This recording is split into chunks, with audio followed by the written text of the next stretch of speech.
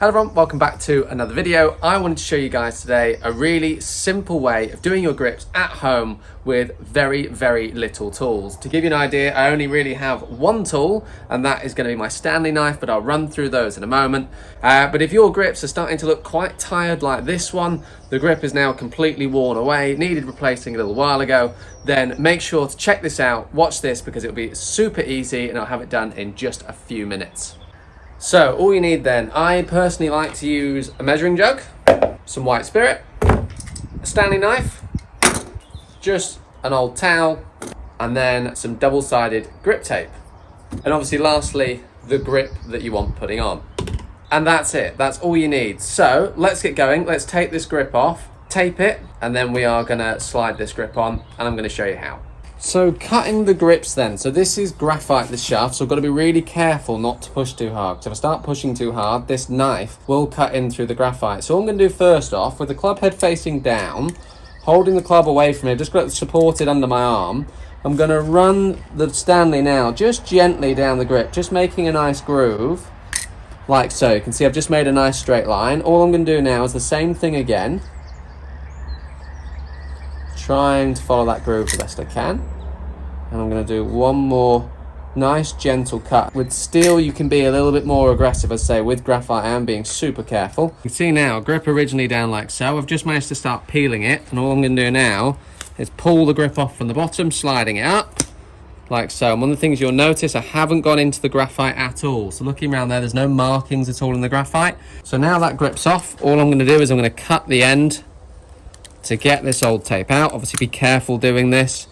I'm just going to cut the end like so, leave a nice gap at the top. So you see now I've removed the tape out of the top. This I can leave on, there's nothing on there now that's going to cause any issues when I put another layer on. So now I've got my slim tape, this really thin stuff, and I'm going to wrap this round. So I'm going to start at the top, going to leave an inch or so of tape, a little bit more, just at an angle. And now I'm going to turn, keeping it nice and tight, wrapping that grip all the way down.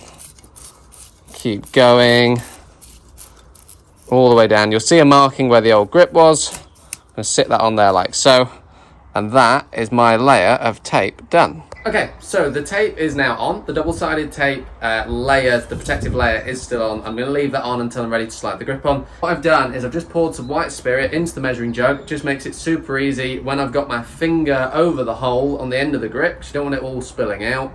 It keeps it really easy then just to pour it in, and then all I'm going to do is give it a good old shake around inside there. So I'm going to slosh it around, making sure the inside of the grip gets nice and wet with white spirit. And then I'm going to put the club in the actual measuring jug, sitting it in the bottom, and I'm going to pour all the white spirit back over the tape to make it really nice and slick, and then I'm going to slide it on. So let's do it, let's slide the grip on.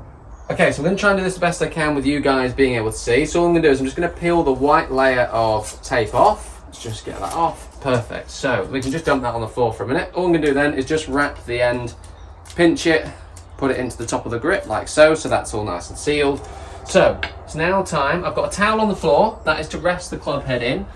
So all I'm going to do, I'm going to put my finger over the end of the grip, and I'm going to pour a little bit of white spirit. It doesn't have to be a huge amount, we said a quarter of a grip, something like that. So that's now in there. All I'm going to do is shake it around, giving it a good shake. So this is going to sit in the jug. All I'm going to do now is pour the white spirit all over the grip, making sure to get it all nice and wet. Give it a tap so there's no excess. Okay, moving the jug out of the way. Got to be nice and quick at this stage if you can be. Putting the club on the towel, head down.